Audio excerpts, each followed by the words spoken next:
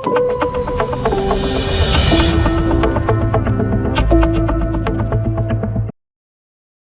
ஜென்ரலாக வந்து பார்த்தீங்கன்னா மார்க்கெட் விழுந்ததுக்கு ரொம்ப முக்கியமான காரணம் வந்து செக்யூரிட்டி டிரான்சாக்ஷன் டேக்ஸில் வந்து ஒரு சேஞ்சஸ் பண்ணிட்டாங்க. அது வந்து எக்ஸ்பெக்ட் பண்ணாதது.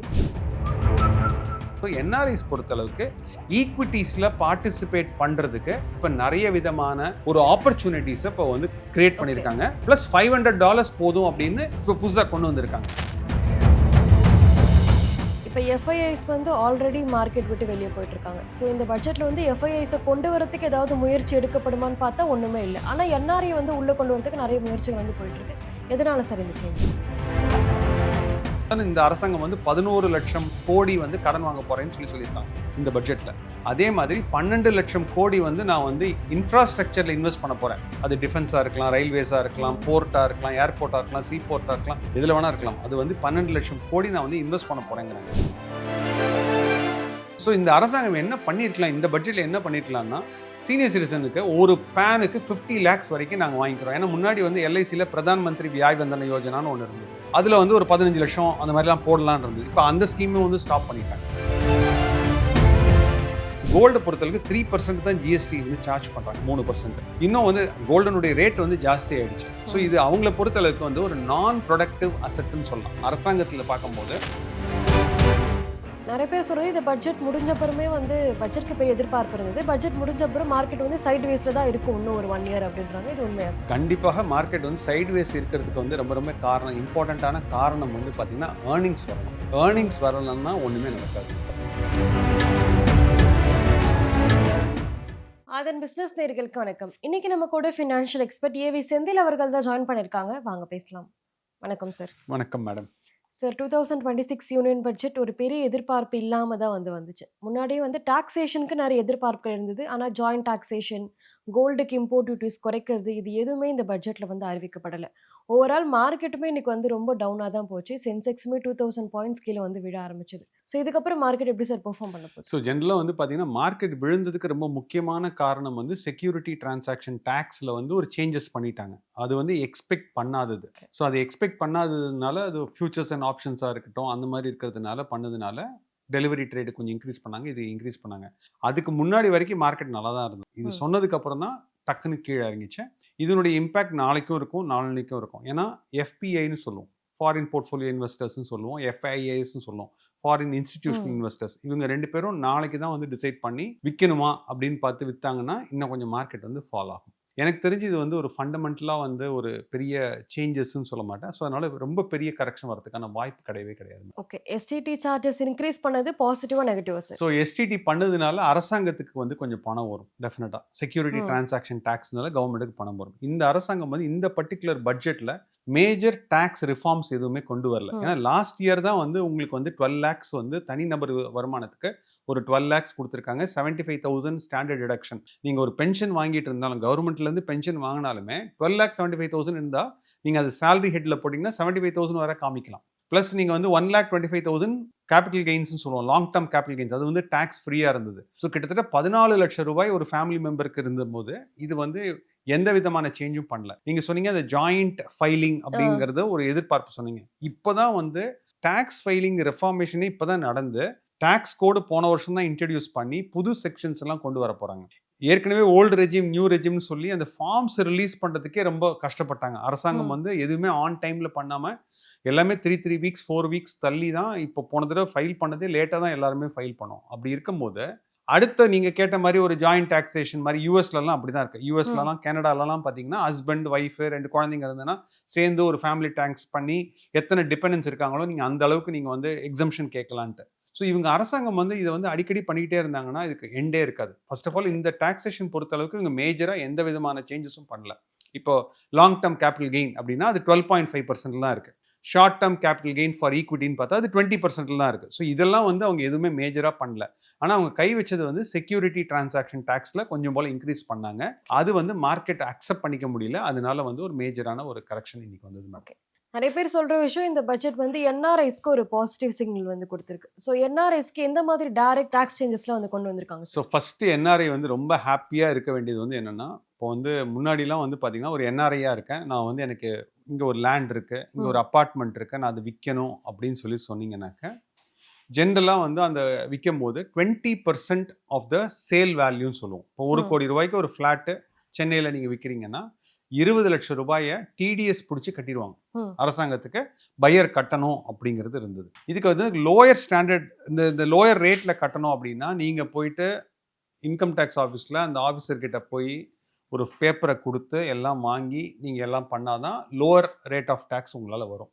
இப்போ இந்த பட்ஜெட்டில் என்ஆர்ஐஸ்க்கு அவங்க என்ன அனௌன்ஸ் பண்ணியிருக்காங்க அப்படின்னு கேட்டிங்கன்னா, ஃபஸ்ட்டு பாயிண்ட் அவங்க என்ன அனௌன்ஸ் பண்ணியிருக்காங்கன்னா, இதுக்கு நாங்கள் ஒரு ஆன்லைன் போர்ட்டல் கொண்டு வரோம் அப்படின்னு ஓகே. சொல்கிறாங்க. ஸோ அப்போ என்ஆர்ஐஸாக இருக்கிறவங்க இந்த 20% கட்ட வேண்டாம், எனக்கு 10% தான் வேணும் அப்படின்னு சொல்லி சொன்னீங்கன்னா, அதுக்கு வேணுங்கிற டாக்குமெண்டேஷன் கொடுத்து, நான் வாங்கின ப்ரைஸ் இவ்வளவு, நான் வித்த ப்ரைஸ் இவ்வளவு. ஒரு சில டைமில் அப்பார்ட்மெண்ட்லாம் பார்த்தீங்கன்னா 5 வருஷத்துக்கு முன்னாடி வாங்கின வேலை தான் இன்றைக்கும் கிடைக்குது. இப்போ ஃபார் எக்ஸாம்பிள் கொஞ்சம் தள்ளி பார்த்தீங்கன்னாக்க ஒரு பெரிய அப்ரிசியேஷனே இல்லை ஒரு 5 இயர்ஸில். ஸோ அப்படி இருக்கும்போது இதில் வேறு 20% அரசாங்கத்துக்கு கட்டி, அது வந்து நீங்கள் ஒரு 15 மந்த்ஸ் 16 மந்த்ஸ் கழிச்சு அரசாங்கத்துக்கு கிட்ட நீங்கள் வாங்கினீங்கன்னா it will delay your whole thing. Interest காஸ்ட்டும் லாஸ். அதனால இப்போ வந்து அட்லீஸ்ட் அந்த ஒரு ப்ராசஸ் கொண்டு வந்திருக்காங்க. என்ஆர்ஐஸ்க்கு அது வந்து ஒரு பெரிய பெனிஃபிட். ரெண்டாவது பெனிஃபிட்னு வந்து பார்த்தீங்கன்னா, portfolio investment scheme, BIS scheme. அது ஏற்கனவே இருந்தது தான், அது இல்லாமல்லாம் கிடையாது. ஏற்கனவே வந்து போர்ட்ஃபோலியோ இன்வெஸ்ட், அதாவது நீங்கள் வந்து டைரக்ட் ஈக்விட்டி வாங்கணும் அப்படின்னு சொல்லி சொன்னீங்கன்னா, முன்னாடிலாம் வந்து பேன் கார்டு மேண்டேட்டரியாக இருந்தது. இப்போ அதுக்கு ஏதாவது புதுசாக வேறு ஏதாவது சேஞ்சஸ் கொண்டு வந்திருக்காங்களா அப்படிங்கிறத செக் பண்ணணும். இந்த அரசாங்கம் ஏற்கனவே வந்து ஒரு லாஸ்ட் 2-3 இயர்ஸாகவே பயங்கரமாக ப்ரொமோட் பண்ணுறது, என்ஆர்ஐஸ்க்கு ப்ரொமோட் பண்ணுறது வந்து கிஃப்ட் சிட்டி அப்படின்னு ஒரு ம். ப்ராடக்ட்டை வந்து ப்ரொமோட் பண்ணிட்டு இருக்காங்க. அது குஜராத் இன்டர்நேஷனல் ஃபினான்ஷியல் டெக்னாலஜின்னு சொல்லிட்டு அந்த ஒரு கிஃப்ட் சிட்டியில் வந்து பண்ணிட்டு இருந்தாங்க. முன்னாடிலாம் வந்து $1,50,000 இருந்தால் தான் அதில் உள்ளே கொண்டு வந்து இன்வெஸ்ட் பண்ண முடியும். ம். $1,50,000 இந்தியன் ருப்பீஸில் பார்த்தீங்கன்னா 1,35,00,000, 1,40,00,000 இந்தியன் ருப்பீஸில் இருந்தால் தான் பண்ண முடியும். இப்போ கொஞ்சம் நிறைய சேஞ்சஸ்லாம் பண்ணிட்டு இப்போ $500, வெறும் $500 இருந்தால் போதும், நீங்கள் அந்த ஸ்கீமில் வந்து பார்ட்டிசிபேட் பண்ணலாம். அண்ட் அதில் வந்து என்னென்னா, நீங்கள் வந்து பேன் கார்டு வேணும், ஆதார் கார்டு வேணும், பேங்க் அக்கௌண்ட், இந்தியாவில் உள்ள என்ஆர்ஐ அக்கௌண்ட் வேணும், என்ஆர்ஓ அக்கௌண்ட் எதுவுமே வேண்டாம். உங்களுக்கு ஃபாரினில் ஒரு அக்கௌண்ட் இருந்தால் போதும். அது யூரோப்பாக இருந்தாலும் சரி, அது சிங்கப்பூராக இருந்தாலும், ஆஸ்திரேலியாவாக இருந்தாலும். ஸோ என்ஆர்ஐஸ் பொறுத்தளவுக்கு ஈக்விட்டிஸில் பார்ட்டிசிபேட் பண்ணுறதுக்கு இப்போ நிறைய விதமான ஒரு ஆப்பர்ச்சுனிட்டிஸை இப்போ வந்து கிரியேட் ஓகே. பண்ணியிருக்காங்க. ப்ளஸ் $500 போதும் அப்படின்னு இப்போ புதுசாக கொண்டு வந்திருக்காங்க. ஸோ அந்த மாதிரி ஒரு $500 இருக்கும்போது உங்களுக்கு டாக்ஸ் பெனிஃபிட்டும் கிடைக்குது. அதுவும் டாலர் டினாமினேட்டட் இன்வெஸ்ட்மெண்ட்டாக இருக்கிறதுனால இது என்ஆர்ஐஸ்க்கு இது ஒரு பெரிய ஒரு பாசிட்டிவான மூவ்னு கூட சொல்லலாம் மேடம். இது ரெண்டாவது பெனிஃபிட். இப்போ ஃபாரின் கிளவுட் கம்பெனிஸ் வந்து அதுக்கு ஒரு 2047 வரைக்குமே ஒரு ஃப்ரீ டாக்ஸ் வந்து அனௌன்ஸ்மெண்ட் கொடுத்துருக்காங்க. ஸோ இது என்ஆர்ஐக்கு எந்த அளவுக்கு பெனிஃபிட் ஸோ கொடுக்க இது போகுது? வந்து ஜென்ரலாக வந்து என்ஆர்ஐஸ் பொறுத்த அளவுக்கு உங்களை மாதிரி ஒரு நார்மல் இந்தியன்ஸுக்கு, நான் ரெசிடென்ட் இந்தியன்ஸ்க்கு இது வந்து ஒரு பெரிய பெனிஃபிட்னு சொல்ல மாட்டேன். ஆனால் நான் ஓகே. வந்து இது யாருக்கு பெனிஃபிட்னாக்க, பெரிய கம்பெனிஸ் இருக்காங்கன்னு வச்சுக்கலாம். இப்போ அமேசான் எடுத்துக்கலாம். அவங்க வந்து ஒரு கிளவுட் சர்வர் கம்பெனி மாதிரி பண்ணிட்டு இருக்காங்க. மைக்ரோசாஃப்ட் அஸ்யூர்னு சொல்லலாம். அவங்கெல்லாம் வந்து ஒரு டேட்டா சென்டர் மாதிரி. யார் யாரெல்லாம் டேட்டா சென்டர்ஸ்லாம் கிரியேட் பண்ணுறாங்களோ, ஒரு ஃபாரின் கம்பெனி வந்து, ஏன்னா இந்தியாவில் உள்ள டேட்டா, இப்போ நம்மளுடைய எல்லா விதமான பேங்கிங் டேட்டாவாக இருக்கட்டும், நம்ம இன்கம் டேக்ஸில் உள்ள டேட்டா பேஸ், இது எல்லா டேட்டாவும் இந்தியாவிலே இருந்தால் பெட்டர். டேட்டா சென்டர்னு சொல்லுவோம். அந்த டேட்டா சென்டர்ஸ் இந்தியாவிலே இருந்தால், இப்போ என்எஸ்சி பிஎஸ்சி அப்படின்னா அதில் ஏகப்பட்ட டிரான்சாக்ஷன்ஸ் நடக்குது. இது எல்லாமே இந்தியாவிலே இருந்தால் பெட்டர்ன்றோம். இப்போ வந்து அவங்க என்ன சொல்கிறாங்கன்னா, ஒரு சமயம் இந்த ஃபாரின் கம்பெனிஸ் வந்து இங்கே இந்தியாவில் எஸ்டாப்ளிஷ் பண்ணி இந்த டேட்டா சென்டர்ஸை, இந்த கிளவுட் பேஸ்ட் கம்ப்யூட்டிங் இதெல்லாம் வந்து இந்தியாவில் பண்ணிங்கனாக்க, இன்னும் அடுத்த 21 வருஷத்துக்கு நீங்கள் அதில் பண்ணக்கூடிய ப்ராஃபிட்ஸ்க்கு எந்த விதமான டேக்ஸும் பே பண்ண வேண்டாங்கிறாங்க. ஓகே. ஸோ இதனால என்ன ஆகும்னா, you will attract more companies over here. இப்போ சாட் ஜிபிடின்னு சொல்கிறோம், அதுக்கப்புறம் பெர்ப்ளெக்சிட்டின்னு சொல்கிறோம், அதுக்கப்புறம் வந்து பார்த்தீங்கன்னா ஜெமினைன்னு சொல்கிறோம், கிளவுடுன்னு சொல்கிறோம். இதெல்லாம் இருக்கும்போது இந்த மாதிரி கம்பெனிஸ்க்குலாம் உங்களுக்கு இந்த மாதிரியான ஒரு டேட்டா சென்டர்ஸ் இருக்கிறது ரொம்ப ரொம்ப அவசியம். ஸோ டெக்னாலஜிக்கலாக வந்து பார்த்தீங்கன்னா இந்த கம்பெனிஸ் வந்து மச் பெனிஃபிஷியலாக இருக்கும்னு சொல்லுவாங்க மேடம். ஓகே. இப்போ எஃப்ஐஐஸ் வந்து ஆல்ரெடி மார்க்கெட் விட்டு வெளியே போயிட்டு இருக்காங்க. ஸோ இந்த பட்ஜெட்ல வந்து எஃப்ஐஐஸை கொண்டு வரதுக்கு ஏதாவது முயற்சி எடுக்கப்படுமான்னு பார்த்தா ஒண்ணுமே இல்ல. ஆனா என்ஆர்ஐ வந்து உள்ள கொண்டு வரதுக்கு நிறைய முயற்சிகள் வந்து போயிட்டு இருக்கு.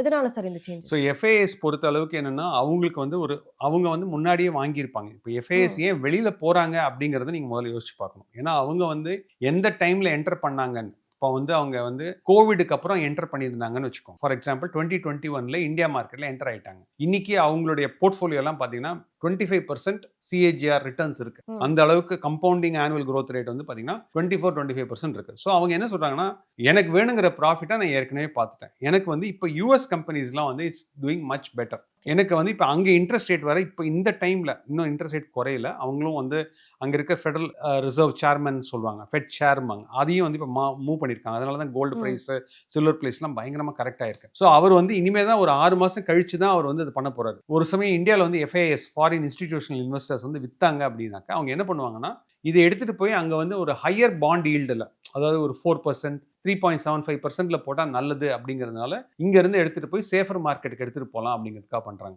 இன்னொரு பக்கத்தில் பார்த்தீங்கன்னா NRIஸ்க்கு வந்து நீங்கள் சொன்ன மாதிரி ஒரு கிஃப்ட் சிட்டியாக இருக்கட்டும், இல்லை இந்த PIS ஸ்கீமாக இருக்கட்டும், இல்லைனா வந்து அந்த $1,50,000 வந்து $500 இருக்கட்டும், ஸோ அவங்கள அட்ராக்ட் பண்ணுறதுக்கு என்னென்ன பண்ண முடியுமோ அது எல்லாமே பண்ணிட்டு இருக்காங்க.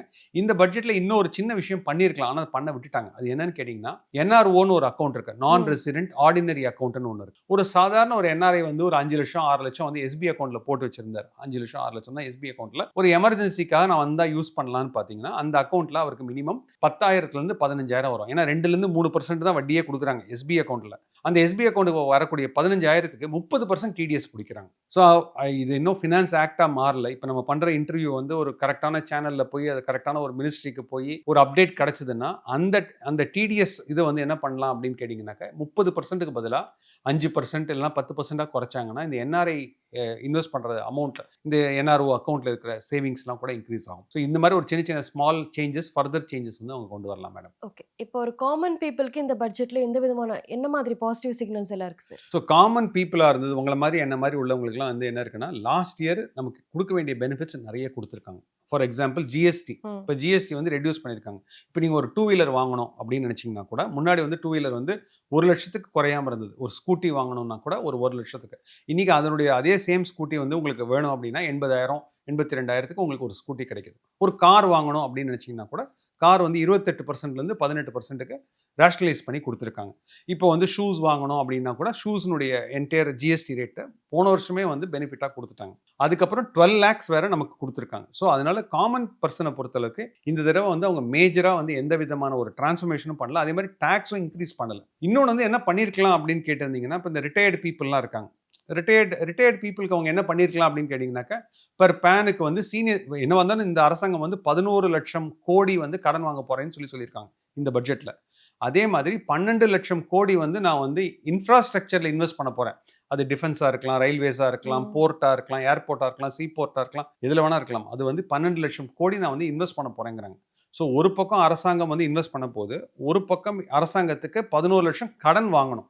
ஸோ இந்த கடன் வாங்குறது வந்து என்ன பண்ணிருக்கலாம்னா, சீனியர் சிட்டிசன் கிட்ட இருந்து கேட்டிருக்கலாம்.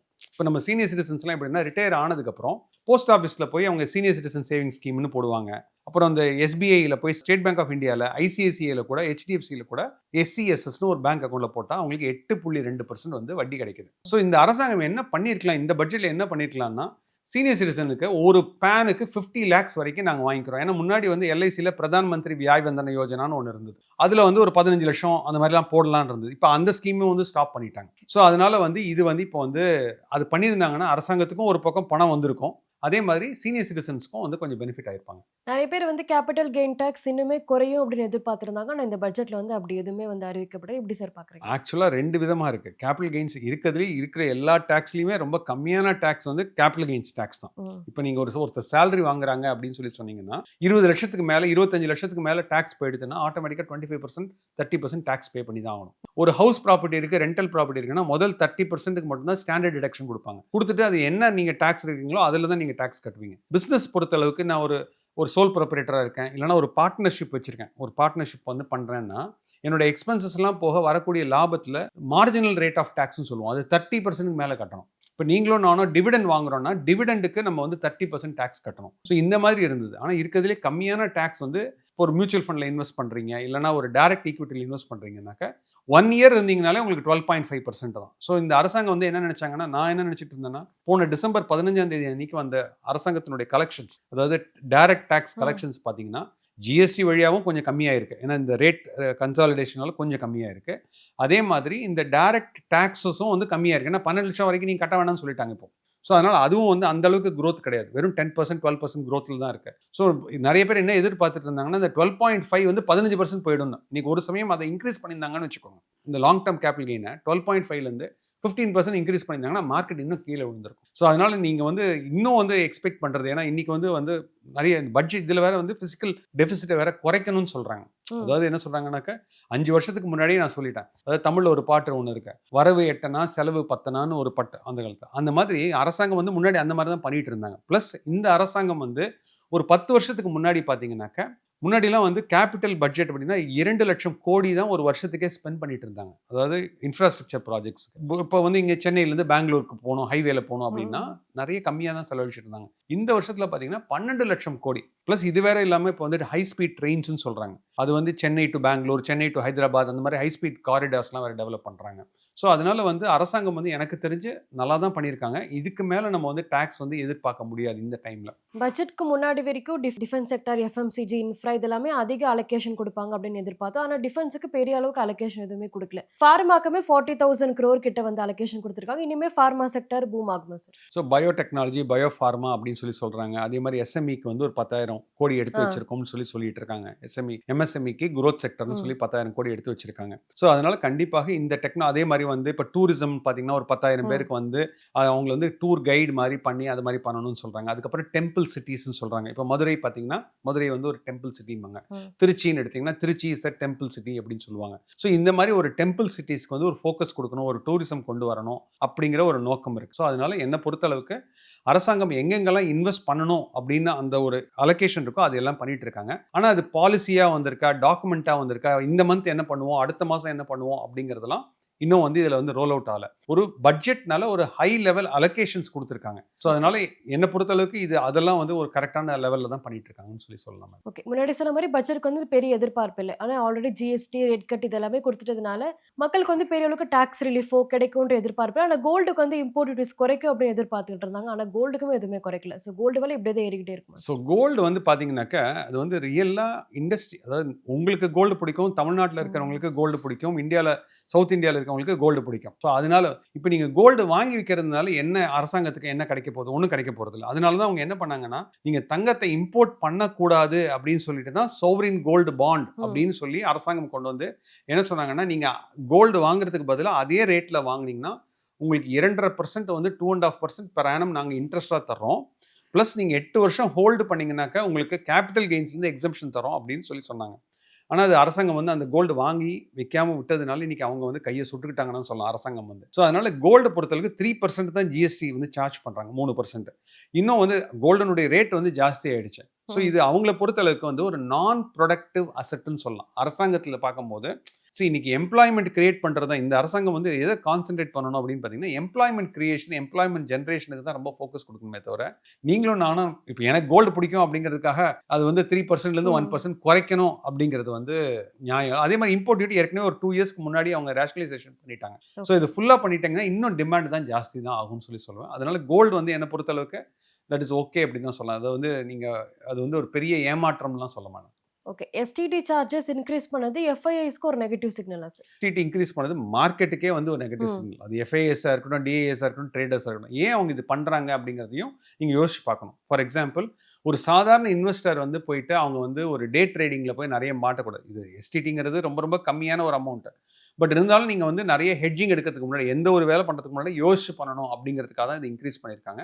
இது என்ன பொறுத்தளவுக்கு இது வந்து மார்க்கெட் வந்து அண்டர்ஸ்டாண்ட் பண்ணிட்டுருவாங்க. அதாவது இது வந்து ஒரு நீ ஜெர்க் ரியாக்ஷன்னு சொல்லுவோம். ம். அதாவது இந்த ஒரு புதுசா எதிர்பார்க்காதது நடந்து விட்டது. அதனால நீ ஜெர்க் ரியாக்ஷனா மத்தியானம், அதாவது இது ஆக்சுவலா மார்க்கெட் இறங்குனதே பார்த்தீங்கன்னா 12:10க்கு ம். மேல தான் இறங்குச்சு. அதுவரைக்கும் மார்க்கெட் ஏறிட்டு தான் இருந்தது. ஸோ இது இந்த ஒரு பர்ட்டிகுலர் ஸ்டேட்மெண்ட் வந்ததுக்கு அப்புறம் தான் இறங்குது. இத அண்டர்ஸ்டாண்ட் பண்றதுக்கு ஒரு கப்பிள் ஆஃப் டேஸ் ஆகும். அதுக்கப்புறம் வந்து இப்போ அந்த அந்த டிரான்சிஷன் பீரியட் போது கொஞ்சம் கஷ்டப்படுவாங்க. அதுக்கப்புறம் மக்கள் வந்து அத அண்டர்ஸ்டாண்ட் பண்ணிட்டு அது பாட்டுக்கு போயிடுவாங்க. மார்க்கெட் திருப்பி நார்மல் லெவலுக்கு வந்துரும். ஓகே. நெறைய பேர் சொல்றது இது பட்ஜெட் முடிஞ்ச அப்புறமே வந்து பட்ஜெட்க்கு பெரிய எதிர்பார்ப்பு இருந்தது. பட்ஜெட் முடிஞ்ச அப்புறம் மார்க்கெட் வந்து சைட் வேஸ்ல தான் இருக்கும் இன்னும் ஒரு 1 இயர் அப்படின்றாங்க. இது உண்மையா சார்? கண்டிப்பாக மார்க்கெட் வந்து சைட்வேஸ் இருக்கிறதுக்கு வந்து ரொம்ப ரொம்ப இம்பார்ட்டன்ட்டான காரணம் வந்து பார்த்தீங்கன்னா, ஏர்னிங்ஸ் வரணும். ம். ஏர்னிங்ஸ் வரலன்னா ஒண்ணுமே நடக்காது. இப்ப அட்லீஸ்ட் இந்த வருஷம் வந்து உங்களுக்கு எலக்ஷன் இயர்ன்னு சொல்லலாம். அதாவது ஸ்டேட் கவர்ன்மென்ட் பொறுத்தளவுக்கு ஒரு எலக்ஷன் இயர்ன்னு சொல்லலாம். ஸோ இந்த ஏர்னிங்ஸ் குரோத் வந்ததுனாக்க, அந்த ஏர்னிங்ஸ் ஐ மீன் அப்டிக்ன்னு சொல்லுவோம். அந்த ஏர்னிங்ஸ் அப்டிக் வந்து அடுத்த ஒரு 6 மாசத்துலயோ, 9 மாசத்துலயோ வந்ததுன்னா, ஜெனரலா வந்து ஸ்டாக் மார்க்கெட் வந்து வர்ற வரைக்கும் வெயிட் பண்ணாது. எப்பவுமே ஸ்டாக் மார்க்கெட் வந்து எப்படின்னா, 6 மந்த்ஸ்க்கு முன்னாடி என்ன இருக்கோ அதனுடைய ரிஃப்ளெக்ஷன் தான் வந்துகிட்டே இருக்கும். ஸோ இப்போ வந்து ஏர்னிங் சைக்கிள் வந்து இப்போ கொஞ்சம் கம்மியாக இருக்கிறதுனால தான் இவ்வளோ பிரச்சனை வந்துட்டு இருக்கு. ஆனால் என்னை பொறுத்தளவுக்கு கார்ப்பரேட் பேலன்ஸ் ஷீட் நல்லா இருக்கு, பேங்க்ஸும் ரொம்ப நல்லா பண்ணிட்டு இருக்காங்க. ஸோ அந்த மாதிரிலாம் பண்ணிட்டு இருக்கும்போது ஷார்ட் டேர்மில் வந்து இது வந்து கொஞ்சம் இப்படியே இருக்குமே தவிர, என்னை பொறுத்தளவுக்கு ஒரு 9 மந்த்ஸ் பார்த்தீங்கன்னா கண்டிப்பாக அதுக்கப்புறம் வந்து மார்க்கெட் வந்து நல்ல ஒரு பூம் ஆகிறதுக்கான சான்சஸ் நிறைய இருக்கு மேடம். ஓகே. பட்ஜெட் பத்தி நிறைய விஷயங்கள சொன்னீங்க. ரொம்பவே நன்றி. தேங்க்யூ. நன்றி மேடம்.